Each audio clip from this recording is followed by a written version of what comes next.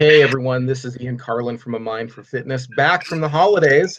Glad you could make it with us. Today on the program, we have very special guests, Matt and Megha from Keto Connect. Hey Matt, hey Megha, how you doing? Good, how are you? Hey, how's it going? We're going really good. Before we jump into the topic of today, I just want to let you know, and thank you all so much for making this program what it is. I never really thought that I get so many downloads. It's not like it's like this huge amount of downloads, but it's enough to put a smile on my face. And if you want to support the program, you're always welcome to pick up my book. It's called Diet Sins: What's Wrong with Your Diet, What's Going Wrong with Your Diet, and what you can do to fix it. This is not the book, as you can tell if you're watching. This is just a piece of paper. And the reason why is that it's absolutely an ebook, and it's on Amazon, and it's free. I don't know how much easier it can get than free, folks. And if you're not an Amazon Prime user, it's only $2.99. So, you got $3 to support the show. So head on over there and pick that up. So thank you very much for that and showing your support for the show. We are all about helping you reach your weight loss goals. We are all about bringing you information and helping you with the actual facts of how to reach your weight loss goals and the mental fortitude of what it takes to reach your weight loss goals. And today is no exception. We've got our guests, as I've already introduced them, Matt and Megha. And I've been watching your guys' videos for a while now, and I'm really impressed with what you guys are doing over there. Thank you so much. You are welcome. You are welcome. And I kind of want to start the show off by just talking about like your journey into keto and like why you chose keto, what was going on in your lives that made you decide to, get on a ketogenic diet in the first place, and some of your discoveries along the way. So I don't know who wants to go first, or if you guys kind of discovered this together, you discovered keto and then you discovered each other, or how it worked. So let us all in on the story. Sure. So Matt usually tells the story because he actually did discover keto and brought it into my life. But we met in San Francisco and we were dating for, I think it was 3 months. And then he saw that sugar film, which brought him the realization, like, we were just eating tons of sugars in our breakfast, lunch, and dinner. And it really impacts us in terms of how we feel and how productive we are. So he did some research, and on Reddit, I think it was, right? Yeah. He found the keto diet. And we had always, individually before we met, been health conscious. So we were trying tons of diets. I had done low carb, I've done high carb, low fat, all of it. And so we were also vegetarians prior to starting the keto diet. And then he kind of was just like, let's give it a go. Let's cut out our sugars and see what's happening. And I was in a position where I was like, well, we just started dating, so yeah, I'll do it with you. And we noticed after the keto flu, a couple of days, we noticed pretty immediate benefits of focus, of energy. And we realized that the foods we're putting into our body really impact the way we feel. And I think since then, it's just stuck. Like, we just want to feel good every day. We want to optimize. And a ketogenic diet is definitely that way for us. Okay, right on. So you have anything to add to that story? A little he said, she said kind of thing? Not really. Just, yeah, like as we first started out, we started feeling great pretty immediately. You had a desk job. Yeah, I had a desk job. So I guess that was like I started picking up on a lot of things, like after lunch difference in energy levels with me and my coworkers. There's one day I remember in particular where it was just like a pasta lunch that was sponsored by the work. And right. just like complaining the entire afternoon how they couldn't stay awake. And, just stuff like that is enough. You just make some simple changes to your food and you can just get so much more done during the day. It's easily worth it for me. So you mentioned a couple things here that I want to pick up on, and that is that you guys were both health conscious prior to this, and you tried a lot of different diets under the sun. Now, was this primarily for weight loss? Was it primarily just because you're into health, or what was going on that you were not self-conscious, but health conscious about diet and exercise? Yeah, I think it just always, like at a certain point, I just became like, my body is important to me. I care about my health. It's something I'm going to try to prioritize, but it's kind of tough also. So like I played basketball in college, and for that like up until I was about 22 when I graduated college, I could pretty much just get away with anything because I was playing basketball for 3 or 4 hours a day. Like, it didn't matter. I would just sit at my computer after practice and just like eat pizza and diet pop and, you know, pretty much just go wild. But then when I graduated, I was already like preemptively aware, like, I'm not going to be working out anywhere near as much. This is going to start affecting me. So I took like a proactive approach to that. I started taking my health seriously. First thing I did was just like counting calories, the basics, like 40-40-20 macro ratio, standard stuff.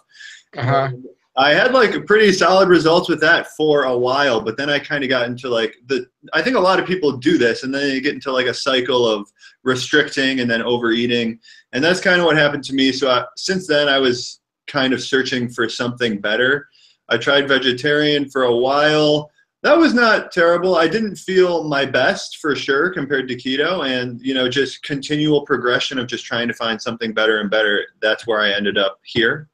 Yeah, and then for me, it was about just maintaining my weight. There was no weight loss really involved at the point of all my trying and testing. But for me, it was really about trying to change my relationship with food. I had a pretty unhealthy one in the sense food took up all of my focus and all of my thought. And, you know, I felt bad eating something that is normal. I should have just felt normal, but I felt bad and I punished myself. And so keto is the first diet that I've done, or the lifestyle, where food isn't such a focus and I can eat, be satisfied, and be productive at the same time. Okay, right on. Now, you guys both mentioned that you were vegetarians as you were going into keto. How long were you vegetarians for, you know, and then was that a hurdle for you to go from not eating meat to eating, you know, a lot of meat, I guess, well, or at least a lot of fatty meat? It was a little bit of a hurdle, yeah. So I think I was a vegetarian for 2 years. I think Megha was for like more like 6, right? Yeah. And oh wow, a long time. Yeah. She stopped being a vegetarian before right before keto. Like she was eating meat for the year or two prior to keto. I was a vegetarian basically right up until starting keto.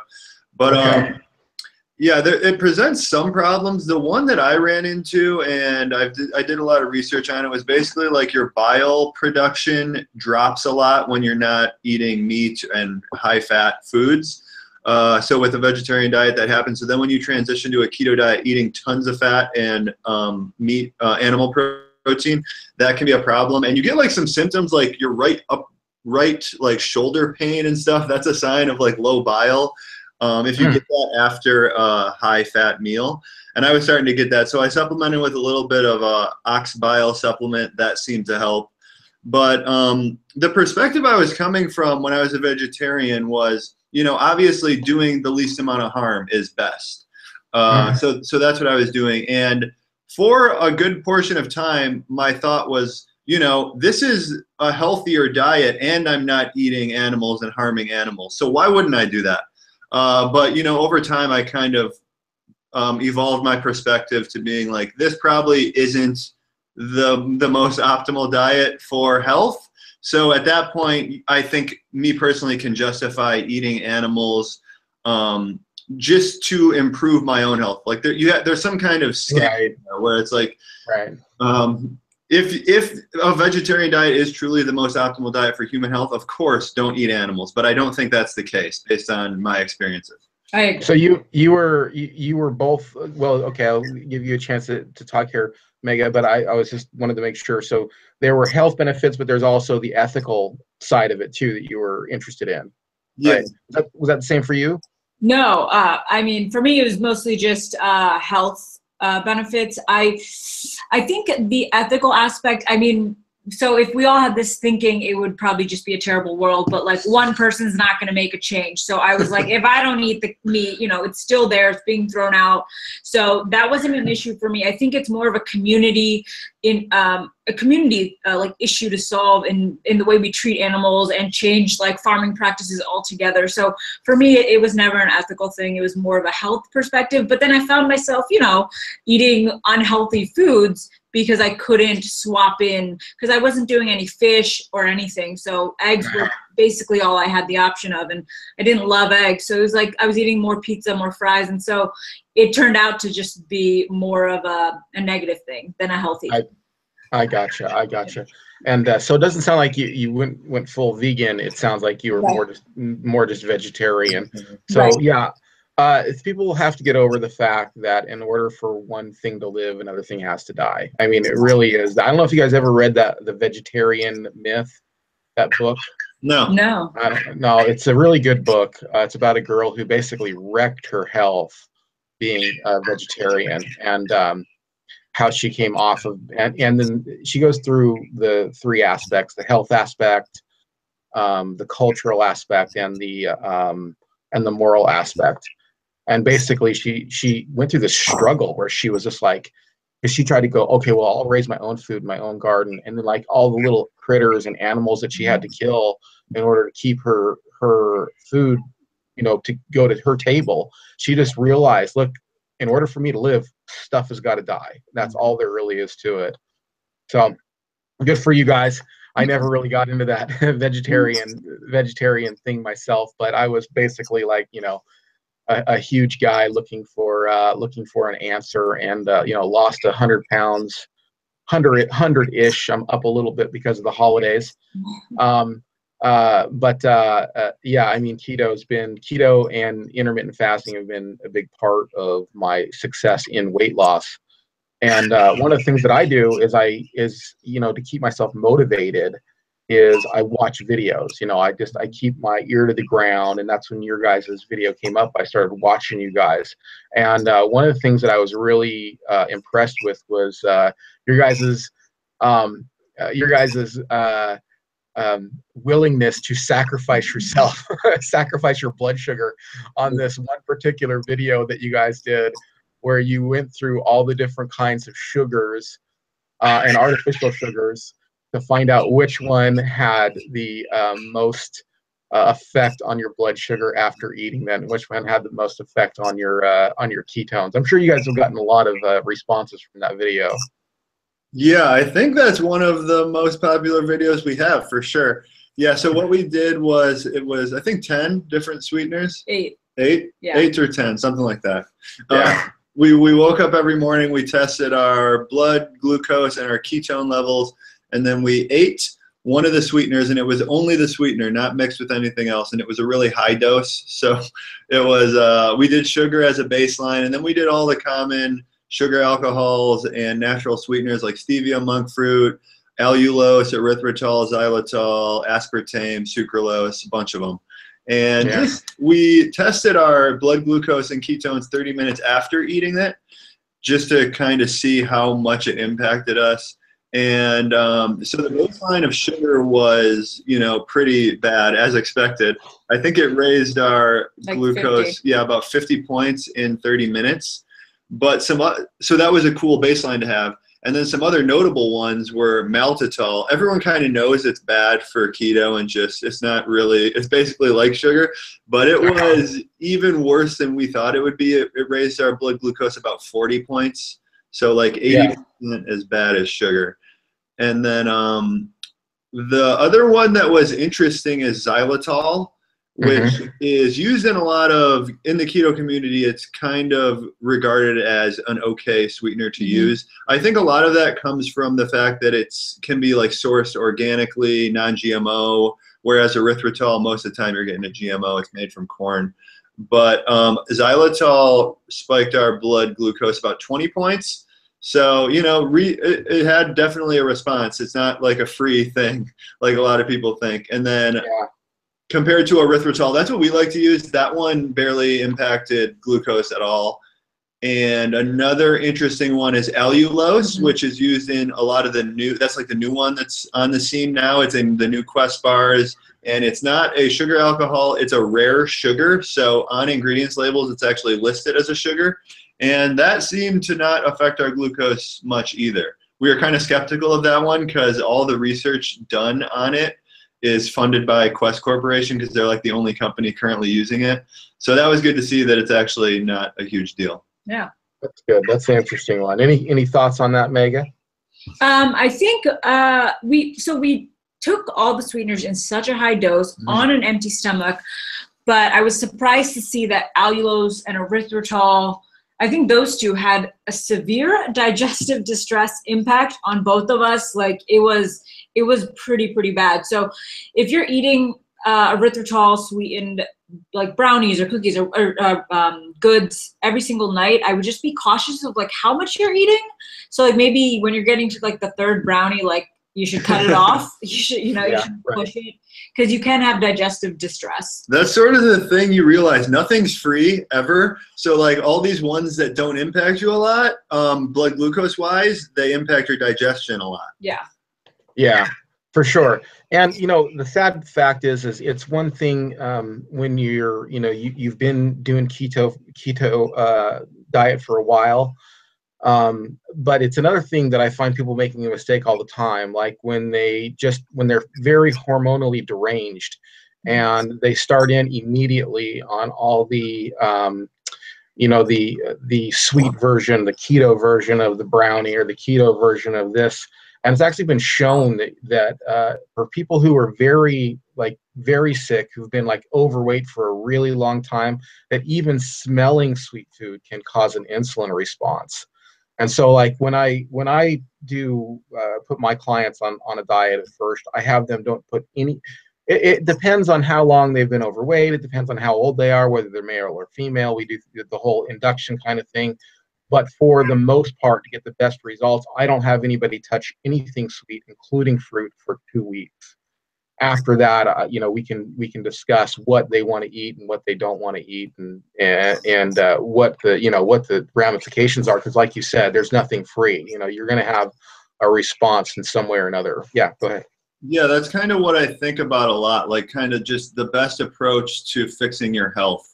Like, is it just being super strict about a keto diet from day one? Because that's that's obviously the best option to do, but can you do it is more of the question. Like, someone who has just been eating junk food their entire life, they're like 50 years old, has these eating habits for the past 30 years, like starting them on a strict keto diet is the best, but that's kind of just like saying, eat healthy. It doesn't really work. It doesn't, yeah. Unless you have like a really good upfront motivation. Like starting in the new year, if you start a keto diet really strictly, maybe you can get deep enough into it to where you're just like, it sticks. But and then there's the option of just kind of transitioning with all of the keto friendly desserts and stuff. That seems like a decent option to me. I don't know. It's hard to say. I think you're probably going to get the best results with just diving right into being strict, but it's tough for everyone. That is tough. Part of what we do here at A Mind for Fitness, and why it's called A Mind for Fitness, is that I'm NLP certified. And so we do a lot of psychological work too. So we make sure that the client is well motivated for at least that first 2 weeks. And then we also, and I was going to ask you guys about this, how do you feel about cheat meals or things like that? Do you guys ever do that? Do you indulge in it? Do you recommend it? Do you not recommend it? What's your situation on that? Yeah, we have a pretty strong opinion about this, I would say. No cheat meals. Don't do cheat meals. You're cheating yourself. It's such a common saying, but you are. Like, at some point it just becomes like, why are you rewarding yourself momentarily, just like the pleasure of eating foods, for how it makes you feel for days and days? I guess there's something to be said for maybe like the mental release of it. But what we like to do is keep it keto, but just do a calorie cheat. That's the best. It doesn't set you back anywhere near as far. We get like a barbecue every once in a while. We get like 30 chicken wings or something like that. Just, really kind of indulging in keto foods. And we think that's a way better way to go, because for me, like, I don't want to wake up the next day and not be able to be productive. That's my main motivation. So it doesn't make a lot of sense to me to do cheat meals. And especially like, the more consistent you are with this, the better it's going to work for you, the better your body gets at using ketones, and just, the better your performance is going to be. So particularly in the early stages, like, go a solid month. I don't think you should mess around with much for at least a month. And then you can start, because then you have a good baseline. So you know how you feel, this is how you're supposed to feel every morning. And then when you have a cheat day, you actually feel bad, and you can like kind of compare and start honing in on how you want to feel and if it's worth it to you. Because most of the time when people have cheat meals, they start realizing like this isn't worth it to me, and eventually they just don't want to do them anymore. Yeah, and then I think my issue, or just what I find is the worst mentality when I see someone who's just had a cheat meal, whether it's accidentally or intentionally. There's like, oh, I'll chalk it up to a carb up. Whereas carb ups are completely different than cheat meals. We've done carb ups. We've done the cyclical keto diet, and those are very strategic.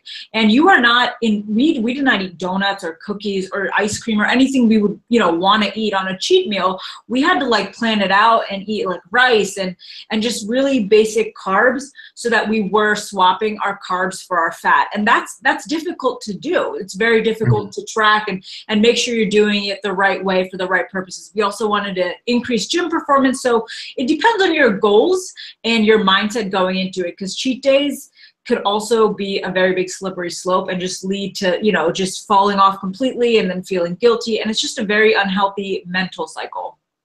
Yeah, you're spot on with all that. What I've noticed is that the longer you do keto, or the longer you eat just normally healthy, the less you kind of want to cheat, because of how bad you feel about that.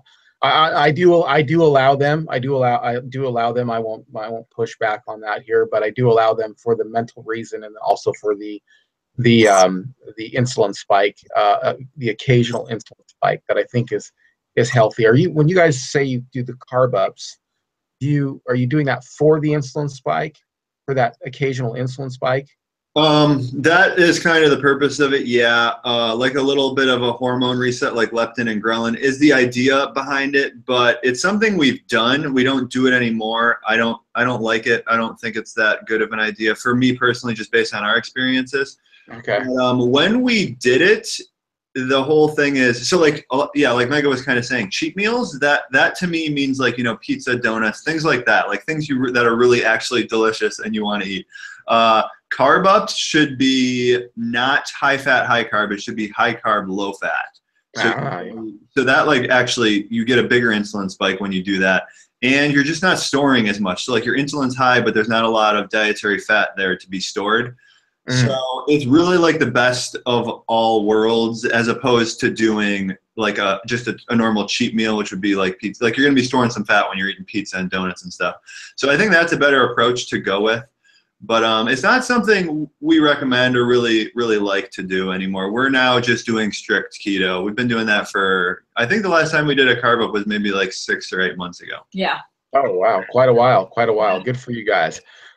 So let me ask a little bit about intermittent fasting combined with keto. Have you guys done that? And what's your thoughts on intermittent fasting, and what intermittent fasting protocols have you tried?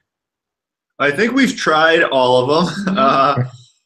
We have a love-hate relationship with intermittent fasting. So the thing with intermittent fasting is it's a rule. It's an added stressor to a degree on your diet. So like, what are you trying to achieve just with your relationship with food, kind of? Like, I think the ideal for most people, like, just the person who's trying to do better is eating intuitively pretty easily. Like that's the goal. And intermittent fasting, it can be very intuitive for a lot of people. Like a lot of people aren't hungry when they wake up. If you just don't eat until noon and then you stop eating around 8, that's pretty normal for a lot of people. For me and Megha also, we found that that's not that intuitive for us. And so most people that do intermittent fasting, the classic 12 to 8 eating window, that seems to be the most normal. That's works for a lot of people, but what we've done lately and has really been a revelation for us, and I would recommend people maybe give this a try, is even when you wake up in the morning and then cutting the eating window off a little earlier at night. And there's a lot of good reasons you might want to do that. The first would be like the rise in cortisol. Eating a protein and fat meal in the morning can kind of like stop that from just rising on throughout the day. And also you're getting a little bit ahead of the hunger. And this is a huge one for me. When I was doing the 12 to 8 eating window, at 12, I would be like a little bit more hungry than I'd like to be at any time. So when you get ahead of the hunger, even if it's eating at like 10 a.m., that carries on throughout the day. So then you're not eating as much, and you're even just not like thinking about food much. Like at 10 a.m. when I knew my first meal was coming at noon, that's like all I was thinking about. Like, what am I going to have at noon? So I like eating a little bit earlier on. Yeah. That's interesting. Okay, go ahead, Megha. Go ahead. No, I was just basically everything you said is true for me as well. But when the 12 p.m. time came around, it was so restricted for me. I felt like I was punishing myself, and then I would just like gorge when 12 came and feel just really bloated and discomfort. So just eating early on just helps me stay productive throughout the day. So explain this a little bit further with this this morning eating window. Would you like get done eating at noon and then not eat the rest of the day until the next morning? No, it would be more like so we would cut off eating at like 5 or 6 p.m. So it wouldn't be a full 16-hour fast a lot of the time, depending on when you eat in the morning. So we wake up pretty early. I would say our first meal is generally like 8 a.m.-ish. So that's I think that's like 14 hours. But I think the question you want to ask yourself when you're doing intermittent fasting, a lot of people just do it because it's a thing to do that everyone seems to be talking about. But like, what's your goals? Like if you have some insulin resistance and stuff like that, intermittent fasting is great for that. If you're going for autophagy, like some cell regeneration, it's good for that too. But if you're just going for weight loss, the question you need to ask yourself is like, what is really helping me get my food intake in check? And I think playing around with your meal timing is like the easiest way to adjust that without having it be like actually restricting. So like when you find a good eating window that works for you, or just it doesn't even have to be an eating window. You can not intermittent fast. If you find good meal timing that helps you restrict your food intake naturally, that's probably going to be the best thing you can do. That's very good advice. I thought about that a while back. I was wondering, what would happen if somebody did intermittent fasting, but instead of eating in the evening, they ate in the morning. I was thinking more like still that 16 or 4 to 16-hour window. Yeah. But our 8-hour window. Sorry. 16-hour window. Yeah, that's a big eating window. Another thing I think is a lot of people are snacking at night, right? That's like when the snack attack usually hits. And this is another good workaround for that. Because if you have a hard rule like that, like I'm not going to eat after 6, then it makes it a little bit easier, I think, to just cut up. Snack. As opposed to the opposite where you're doing the 12 to 8 and you're not going to eat until noon the next day and it's like 6 and you just finished dinner, you're going to be snacking up until 8, right? Right. Yeah. That does, a lot of people don't understand. You really don't have to eat if you're not hungry. That's the thing. Even if it's good keto food. I'm like, I was with a friend a while back and we went out for lunch and, ordered the broccoli and the chicken and all that stuff. And it was like, I was done, and I was looking at the broccoli on the plate. I'm like, I could eat the rest of this, but I'm not hungry. Why eat if you're not hungry? And the thing with so many like processed foods too, is they keep you hungry. Yeah. It's amazing how hungry, I did this, there's listening to this one guy he was more about like calories kind of thing, but the point was pretty good. He showed a chicken breast and he showed a donut and he said, which one has more calories? And, most people would think the donut. And he said, actually, the chicken breast has one more calorie. He goes, but I'll tell you what, I cannot eat 5 chicken breasts. I can go ahead and eat a box of donuts, 5, 6 donuts, no problem. I can't eat, a whole chicken breast. And the whole thing is that when you eat real food, you get full. And when you eat processed food, it makes you just want to eat more. that's all there is to it. Yeah, this is something I really love talking about, is like the food palatability. So everyone is looking for, humans, we just want like the most delicious things. And even we have a food blog, ketoconnect.net. It's about making delicious things, but humans are not made to eat delicious things in moderation, right? Like we're not just supposed to eat a donut or 2 or like a couple Oreos. Those foods are things that are not like, nothing like that occurs in nature to where we have the ability to control ourselves around it. So a lot of people, when they start keto, they're like, I just am like, the thought of eating meat and butter right now makes me sick. Like I can't do it right now. And that's just like your actual hunger coming out. Like when the option to eat real food is there, maybe you're just not hungry. Like you can always eat Oreos and ice cream and stuff, but you really get more in tune with your actual hunger when you start doing keto and your options are limited to like real foods. Yeah, we actually we came up with this a while ago, but it's funny. Matt created the hard-boiled egg test. I remember this. Yeah, so like if I'm saying I'm hungry, because I usually do around 8 or 9, I'm like, I'm hungry. He's like, can you eat a hard-boiled egg? And I'm like, gross. And so it's like, okay, I'm not really hungry. And then that's the beauty of keto and eating whole foods and keeping it pretty clean, is that your calories and your hunger just autocorrect, and you're eating less over time. So if you start out eating at a surplus, you eventually don't eat at a surplus, and it just happens naturally. Yeah, yeah. So tell me a little bit about why you guys started Keto Connect. What was the story behind that? What was your guys' motivation? Well, we always were cooking before even doing keto. Just, it was a bonding thing we did. We put on some music, we cooked together. And when we started doing keto, we started making, you know, it was restricting at first because we were used to having just everything available. So when you start keto, it can be a little bit restricting. And we were trying to make like cool things that weren't as, you know, just typical like chicken and steaks and stuff. And when we started doing that, you know, we were exploring the internet a little bit. We saw that there was a lot of food blogs, or a couple food blogs that were pretty good. And there was also people doing YouTube. There was really no one doing both. And we thought that we could just do that, and it would be something that maybe people would like. I guess, I don't know, like we never really thought it would get to this point to where we do it for a living now and people like it. But yeah, it was just like a fun thing to do. And we didn't, like, at least me, I didn't like my job. I was a computer engineer just sitting at a desk, you know. Up to that point, I was told that once you got that job as a computer engineer, that was it. Like you made it. But it's, once you get there, you realize it's not that fulfilling. And I think this is just much more fulfilling. Like actually having a creative outlet and stuff is really fun. Yeah, I guess that's it.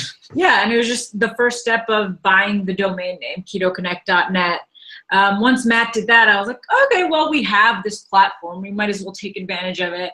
And it kind of just snowballed into something bigger and bigger. And I didn't think, you know, this would ever be a full-time thing. But, you know, now I can't imagine going back. So that's the cool thing about doing something like this, is there's so many little things along the way. Like you were kind of talking about before this, about the views of your podcast. Like it keeps slowly increasing, and even like getting a few views at first is amazing. And you're like, whoa, there's actually some people that are listening to this, that are watching this. And there's just so many steps along the way where it keeps you going. And, you know, now that we're doing this, we don't need that motivation anymore. But it's really like you just start taking some action, and then people like find you, gravitate to it, and more. And then it's like a snowball effect that keeps you going. Right. It's awesome. There's so many people who get, it's crazy. It's like, it's not the same as like across like other things, you know. It's like no one gets their car fixed and says, oh, I want to, you know, start a career in fixing cars. Yeah. But there are so many people that I know, and myself included, who were like, you know what, I feel so good when I cut out the processed food. And you know what, I want to help other people do that, and I lost weight or whatever, you know. It's just one of those things that really inspires you. And I think it inspires people because this is such a fundamental part of our lives, you know. I mean, it's really, we do this, we eat all the time, our lives revolve around our health, you know. Our lives they do revolve around our health. So yeah, go ahead. No, I didn't have much. Go ahead. Okay. I was going to ask about some keto mistakes when you're working with people, or, you know, things that you've seen in your own life. You know, what have you seen anything hold anybody back, or you know, what are some common problems that people have had with keto? when you're working with them, stuff like that. You know, that somebody else out there is listening. They're thinking, you know, I'd really like to start this keto. What can they anticipate? So I think the two things that I notice that create the most stress and for people in general is they try to hone in on perfection before they even begin. So like all the research, knowing what intermittent fasting means, when they should do that, and you know, just all of that stuff will come naturally once you just start, once you take that first step. So people, you know, doing too much research even, and it's good to do some, but like you got to get the ball rolling and then you'll figure it out along the way. That's completely how we did it. And then the second thing I think is people getting bogged down by the scale and the ketone meter. We don't think even testing your ketones is mandatory or necessary, because feeling your body out every single day is the best way to know if this is right for you, right? Like if you're not reading good numbers on the meter, but you feel exceptional and you have great energy and you're eating well, then you don't want to have like a mental like negativity in your mindset of, I didn't hit those numbers, so I must not be doing it right. And it's like the scale, you know, if that's an issue for you, just put all that stuff away and really hone in on what your body's doing. Yeah, I think those are probably the biggest two. One I would add in maybe is keeping the carbs lower than you might even think a normal keto diet should be. Like 20 net carbs is like the general recommendation that will get you into ketosis. But I would say go even lower than that. Like keep it pretty limited. Like even these days we're limiting our vegetables more and more and feeling better and better. So that's something worth experimenting with. I think just the whole concept of like obsessing over micronutrients so much. Micronutrients don't matter that much in my experience. I don't take a multivitamin. I barely even eat vegetables anymore, and I'm doing fine, doing just fine. Just focus like a lot on just keeping it simple. Like for the past couple weeks now, we've been doing mostly extremely high fat, like 85% calories from fat, pretty moderate protein, 15%, and like 1% carbs, and feeling better than ever. I think just, you know, doing that, especially when starting, would be my recommendation, because if you're doing 20 net carbs, I feel like it's just a longer process. Your body's, you know, it's getting a little bit of glucose every day. It takes longer to figure things out. When you're really like just forcing it into submission to do keto, I think that works a little bit better. Yeah. Excellent. Excellent. Okay. All right. Well, any final thoughts we have before we close out the show? And then also I want to give you guys the chance to tell people where to find you online. Before we do that, though, any final thoughts you have for our listening audience?